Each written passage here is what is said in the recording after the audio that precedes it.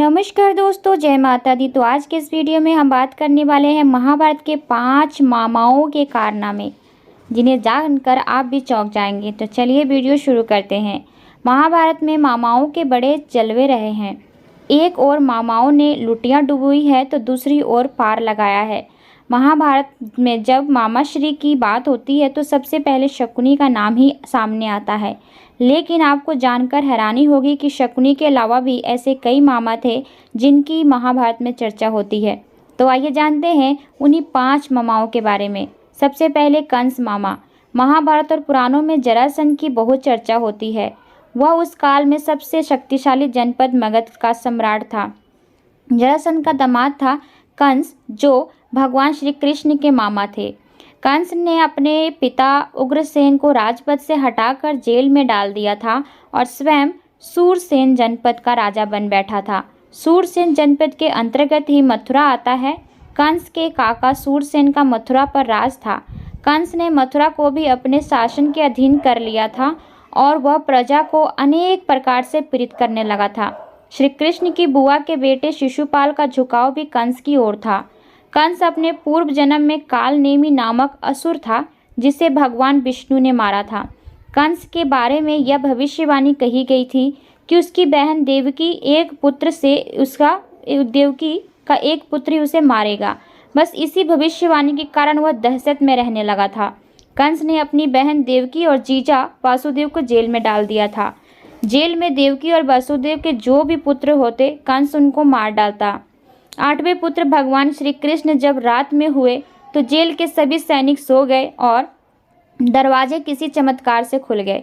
वसुदेव अपने पुत्र श्री कृष्ण को रातों रात ही अपने नंद के घर छोड़ आए। वसुदेव अपने पुत्र श्री कृष्ण को रातों रात ही अपने मित्र नंद के घर छोड़कर आ गए, जहां माता यशोदा ने उन्हें पाल पोस कर बड़ा किया। कंस ने श्री कृष्ण को मारने के लिए कई राक्षसों को भेजा, लेकिन उसके सभी उपाय असफल सिद्ध हुए। जब उसने एक बार मल्ल युद्ध का आयोजन रखा और उसमें सभी योद्धाओं के साथ श्री कृष्ण और बलराम को भी आमंत्रित किया।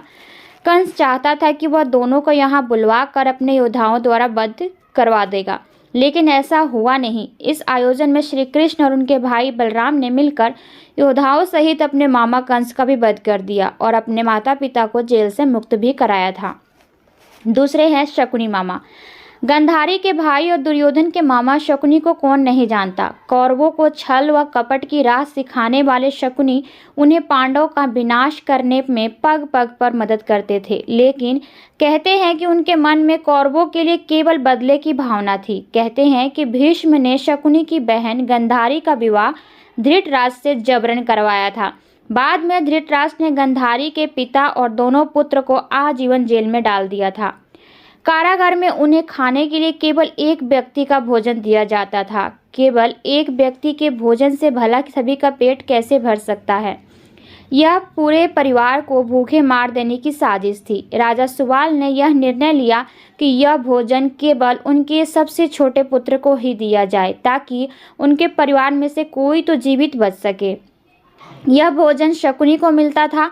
एक एक कर सभी मरने लगे। मृत्यु के समय सुबाल ने धृतराष्ट्र से शकुनी को छोड़ने की विनती की, जो धृतराष्ट्र ने मान ली थी।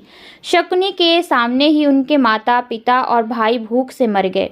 शकुनी के दिमाग में यह बात घर कर गई थी। जेल से बाहर आने के बाद शकुनी के पास 2 विकल्प थे। अपने देश वापस लौट जाए या फिर हस्तिनापुर में ही रहकर अपना राज देखे। शकुनी ने हस्तिनापुर में ही रहना तय किया। धीरे धीरे शकुनी ने हस्तिनापुर में सबका विश्वास जीत लिया और 100 कौरवों का अभिभावक बन गया। अपने विश्वासपूर्ण कार्यों के चलते दुर्योधन ने शकुनी को अपना मंत्री नियुक्त कर लिया। फिर धीरे धीरे शकुनी ने दुर्योधन को अपनी बुद्धि के मोहपाश में बांध लिया। शकुनी ने न केवल दुर्योधन को युधिष्ठिर के खिलाफ भड़काया, बल्कि महाभारत के युद्ध की भी नींव रखी। शकुनी की युक्ति के ही चलते जुआ खेला गया था और उसके छलपूर्ण पासे के चलते ही पांडव अपना सब कुछ हार बैठे थे। शकुनी ने ही पांडवों को मरवाने के लिए लक्ष्याग्रह की योजना बनाई थी। शकुनी ने एक नहीं बल्कि कई कारनामे किए। शकुनी जितनी नफरत कौरवों से करता था उतना ही पांडवों से, क्योंकि उसे दोनों की ओर से दुख मिलता था। पांडवों को शकुनी ने अनेक कष्ट दिए। भीम ने इसे अनेक अवसरों का परस्पर परेशान किया। महाभारत युद्ध में सहदेव ने शकुनी का इसके पुत्र सहित वध कर दिया था। तीसरे हैं शल्य मामा। रघुवंश के शल्य पांडवों के मामाश्री थे, लेकिन कौरव भी उन्हें मामा मानकर आदर सम्मान देते थे। पांडु पत्नी माद्री के भाई अर्थात नकुल और सहदेव के सगे मामा शल्य के पास विशाल सेना थी। जब युद्ध की घोषणा हुई तो नकुल और सहदेव को तो यह 100% विश्वास ही था कि मामाश्री हमारी ओर से ही लड़ाई लड़ेंगे। एक दिन शल्य अपने भांजों से मिलने के लिए अपनी सेना सहित हस्तिनापुर के निकले।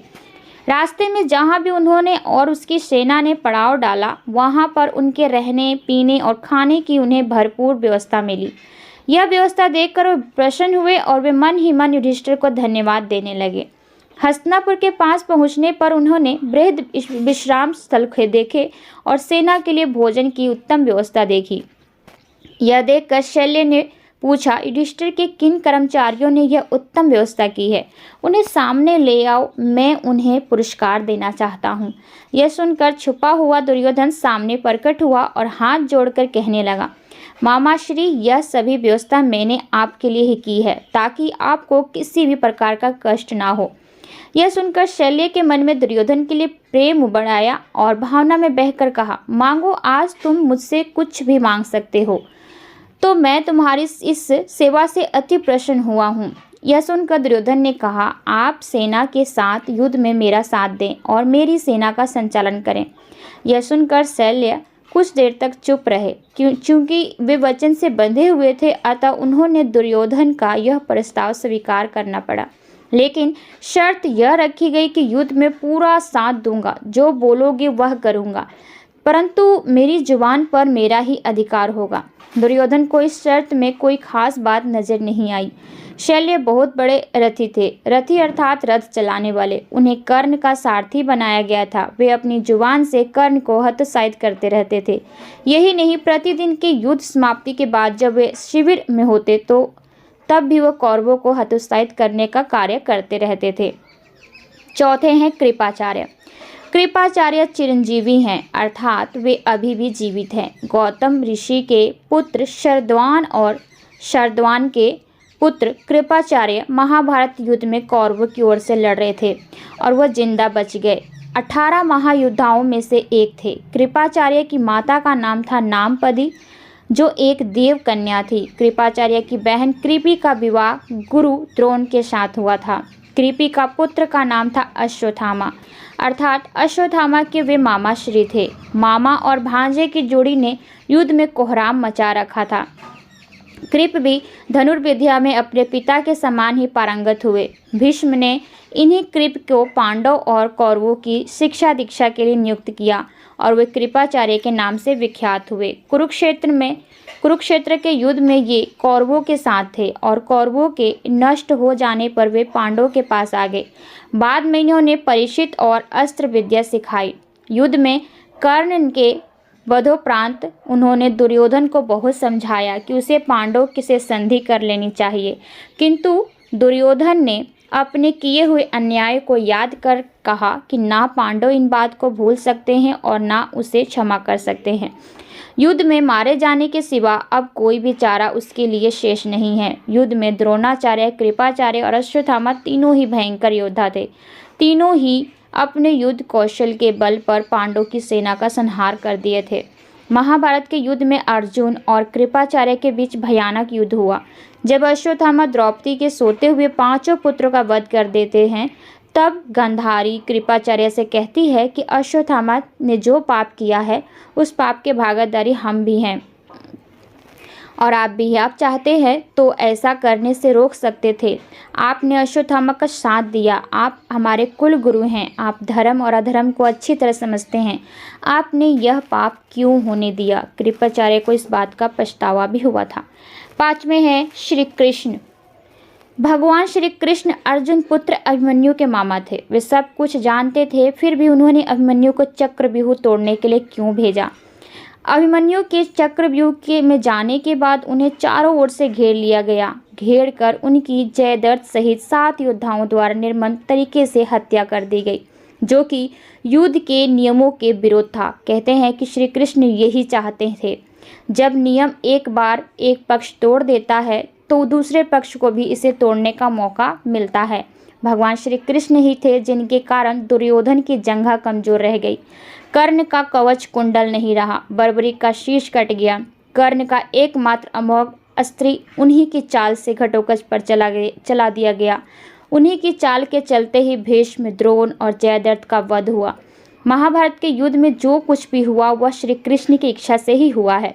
इस तरह हमने देखा कि उपरोक्त 5 मामाओं के कारनामे के कारण ही महाभारत का संपूर्ण कथाक्रम रचा गया।